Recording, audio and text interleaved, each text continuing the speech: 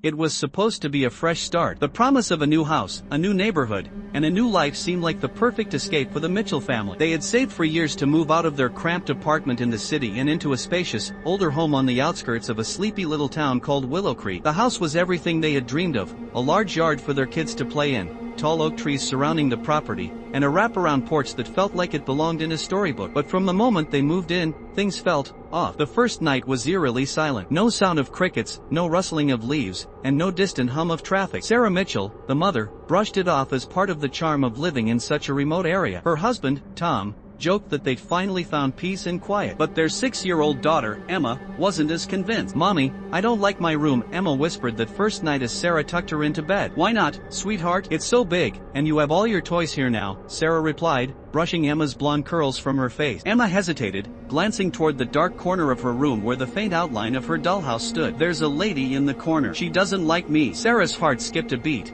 but she forced a smile. "Oh, honey, there's no one here but you. Maybe you're just tired from the move. Get some sleep, and you'll feel better in the morning." Emma didn't look convinced, but she nodded and pulled the covers up to her chin. Sarah left the room, closing the door softly behind her, but she couldn't shake the unease that settled in her chest. The next morning, Tom noticed something strange. The basement door, which they had locked the night before, was slightly ajar. Sarah frowned as she joined him, peering down the dark staircase. "Did you go down there?" she asked. Tom shook his head. "No, I didn't even touch it after I locked it last night. Maybe the latch is loose?" They decided to investigate, thinking perhaps one of the kids had wandered downstairs. The basement was cold and damp, with an earthy smell that clung to the wall. Boxes they hadn't unpacked yet were stacked neatly, but something caught Sarah's eye. In the far corner of the basement, etched into the concrete floor, was a strange symbol. It looked like a circle with jagged lines radiating outward, almost like a sunburst but distorted and uneven. Tom dismissed it as graffiti from the previous owners, but Sarah couldn't shake the feeling that it was more than that. As the days turned into weeks, the unease in the house grew. Emma continued to complain about the lady in her room. Their 10-year-old son, Ben, started sleepwalking, something he had never done before. One night, Sarah found him standing in the kitchen, staring out the window with a vacant expression. "Ben, sweetheart,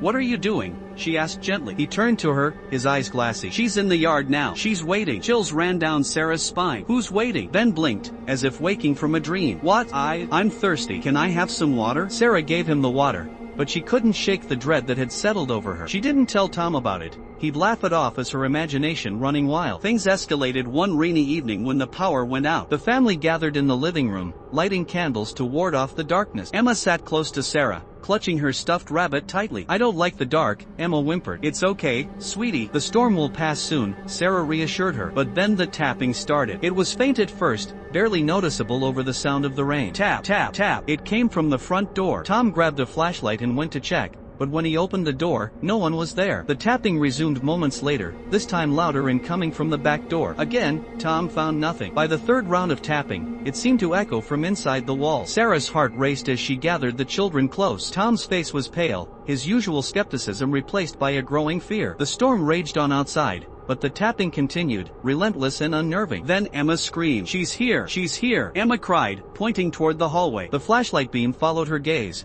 revealing a fleeting shadow that seemed to dissolve into the darkness. Tom cursed under his breath, slamming the door to the hallway shut and barricading it with a chair. The family huddled together until dawn, too afraid to move. When the first light of day broke through the storm clouds, the house felt different, heavy, oppressive. Sarah and Tom decided they couldn't stay any longer. They packed what they could and left that morning, leaving behind the dream house that had turned into a nightmare. A month later, Sarah couldn't resist looking up the history of the house. What she found chilled her to the core. Decades ago, the property had belonged to a reclusive woman accused of witchcraft. Locals claimed she performed rituals in the basement, summoning things that should never have been called. When she vanished mysteriously, the house sat abandoned for years until it was renovated and sold. Sarah closed her laptop, her hands trembling. She didn't tell Tom what she had found. Some truths, she decided, were better left buried. To this day, the Mitchells refuse to talk about their time in Willow Creek. The house remains empty, its windows dark and uninviting. And if you listen closely on quiet nights, some say you can still hear the faint sound of tapping coming from inside.